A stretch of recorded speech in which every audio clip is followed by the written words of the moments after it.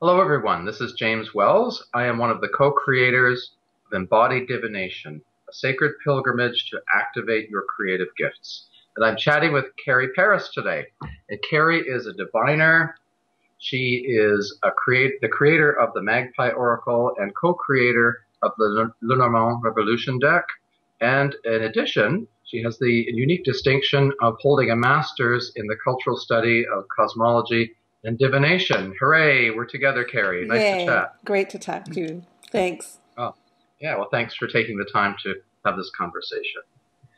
So you garner a lot of respect in our community in tarot and divination, and obviously something brings you to this point. So I'd like to know what highlights or peak experiences have led you to where you are currently in your divinatory work. That's a really big question because it's it's been a span. It's been a lifetime thing. So there's a lot of things that built up to where I am today. But when What stands out? well, what stands out was when I was younger, I think I came into the world being pursued by divination. I think it wanted me to be a diviner in the world. So, when you're a child and you're in that zone of sacred play, you're in that place of spontaneity and things just start coming through. So I recall a time when I was drawing circles in the dirt with a big stick and throwing stones and whatever found objects I could find in the middle of the circle and then talking about them. Hmm. you know and and all my friends joined in and we all did it together. It was just a game we made up and played. And then when I was 13, I kind of acquired my first tarot deck through theft. Hmm. And you know the impulse was so strong to have that deck that I didn't even think about paying for it. I didn't even think about stealing it. I just grabbed it and ran. you know Hmm. Hmm. So in a way, I kind of feel like that really woke me up to being part of a group that followed a system. So the impulse was similar in the respect that I was moving into a territory that was mysterious and there was a language for it. But I just didn't know what it was. But what happened between those two spaces of making up my own divination as a child and then as an adolescent trying to follow a system is that I was placed in a category that that became a stereotype. Hmm.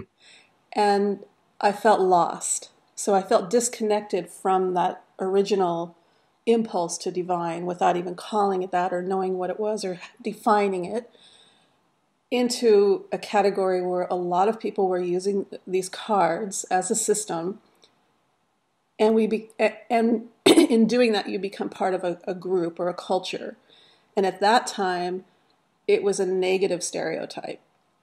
So for years I ran with that group, those people on the fringe, right?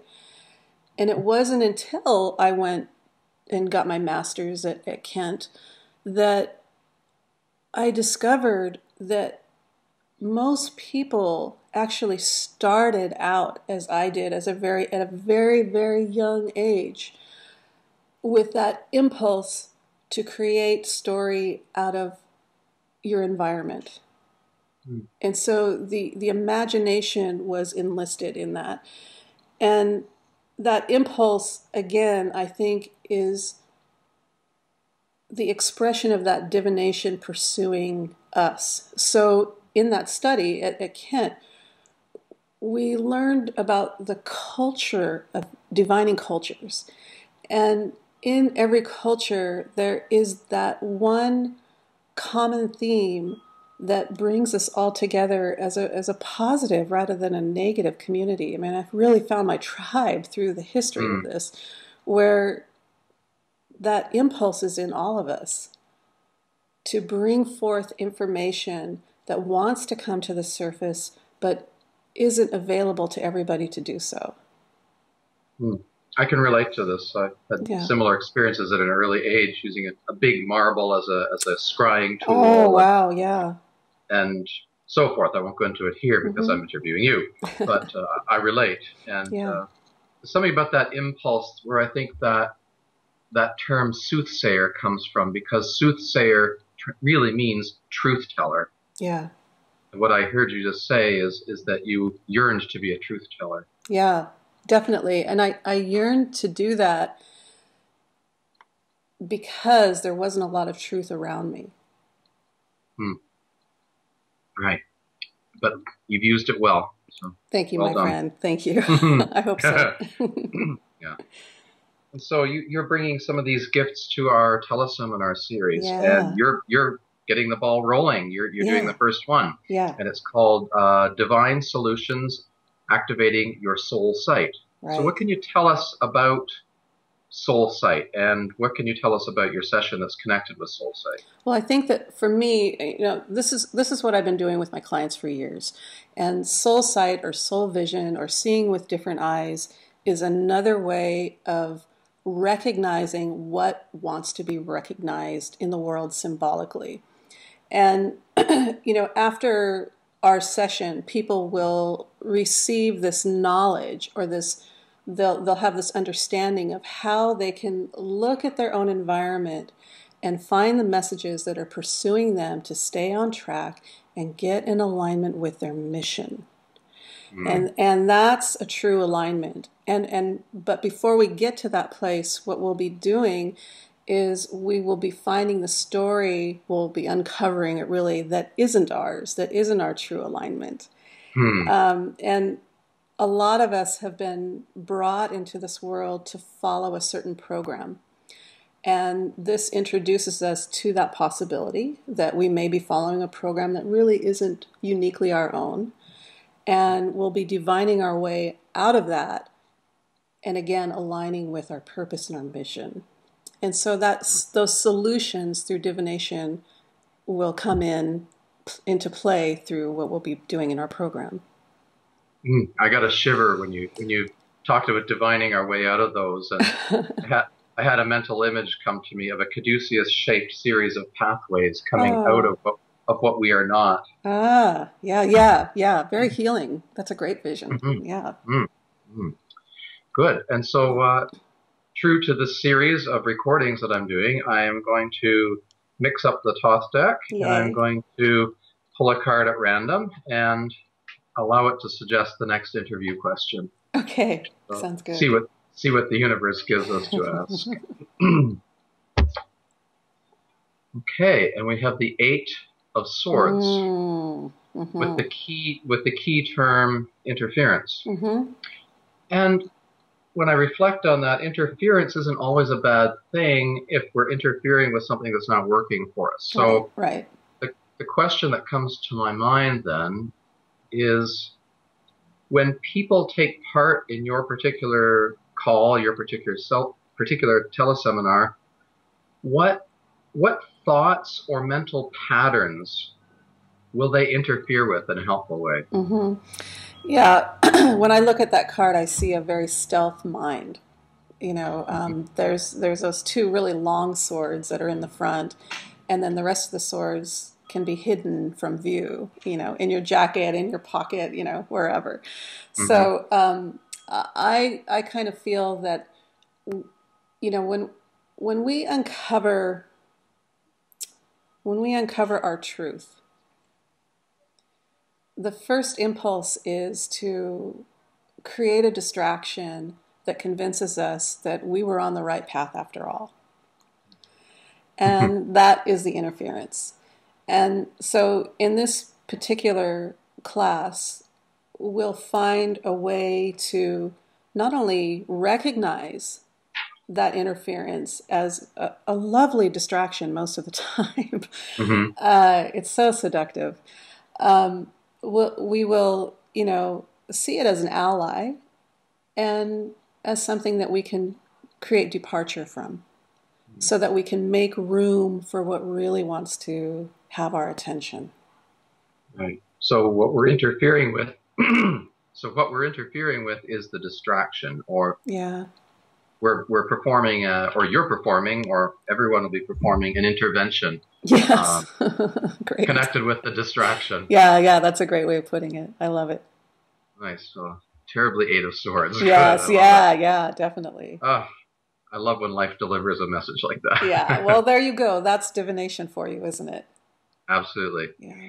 So, to one thing I'm inviting people to do as part of this series is to lead something experiential. So if you have a meditation or a ritual or something to take us through, or a spread or something, Hmm. that would be terrific. Yeah, well, I was thinking about doing a really easy spread to wake up our impulse, or to connect with it, or to start a conversation with what is pursuing us. And for me, it was to be a diviner. For you, it might be something different. Everybody has their own calling. I'm convinced of that. That's beyond the patterned story, right? So when I get up every day, what I do is I look in front of me. And this doesn't require a deck or anything, by the way, but you're more than welcome to pull a card for each of these positions. And so I just kind of take a walk and I look at what's in front of me. And so if you look at what's in front of you right now, just kind of let your eyes move around what's in front of you and land where they just want to naturally go. And in that is a frame or a portal that you can enter that has an image or a symbol or a key or a message that is uniquely for you. It's customized for you. So whatever's in front of you has a message. And a lot of us get stuck here. A lot of us, like right now, I'm looking at this praying angel from Bali on a tabletop across from me. And, if I look at her with 4 steps, I don't try to go right into what does this mean? It must mean something. I don't want to Mm, put that kind of pressure on it. The first thing I do is I just say, well, what is that? And I look at the literal meaning of it. And then I take it a step further and I ask, well, what does it symbolize? Well, it symbolizes prayer or sacredness to me. What does it stand for in my life right now? Well, for me, right now in my current situation, it's representing this ability to share sacredness through a higher connection, and then finally, how can I apply it to my life? What will I do with that? How will I mm, become a vehicle for it? So start your day off with looking what's in front of you on your path, and look at it with those 4 things in mind. What does it stand? What is it literally? What does it stand for? What does it stand for in my life? And how can I be a vehicle for it? mhm. And then turn around and look at what's in back of you. And the question there is, what am I walking away from? And just let your eyes naturally rest to where that might be. And again, what is it literally? What does it stand for? What does it stand for me? And how can I apply that to my life? And that's just a simple divination of where you're heading and how you're staying on track and what you're leaving behind. And of course, you can pull cards for it, you can cast for it, you can do anything for it. But that's just what I want to start people with, to start your day this way.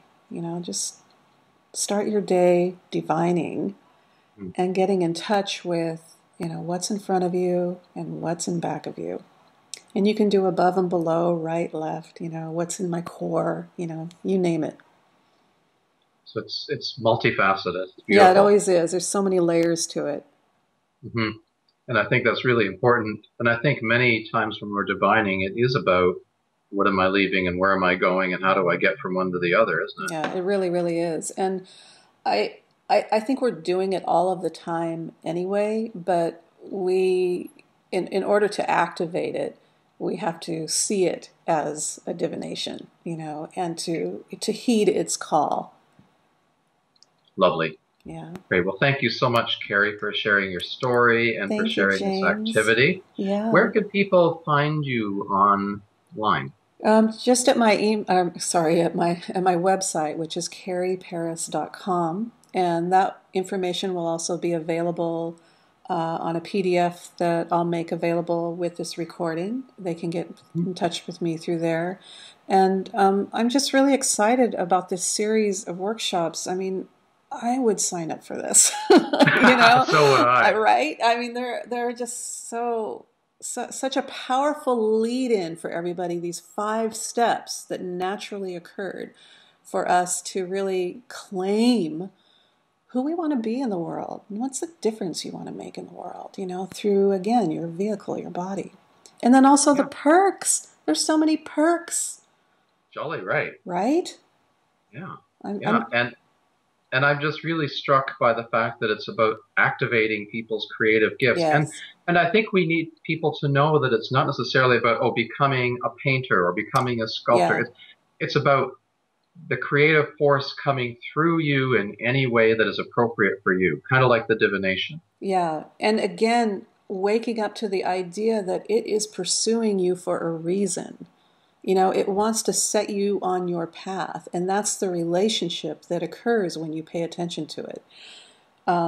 Otherwise, we're just kind of, sailing on the surface of life, Hmm. which is fine. It works for a lot of people.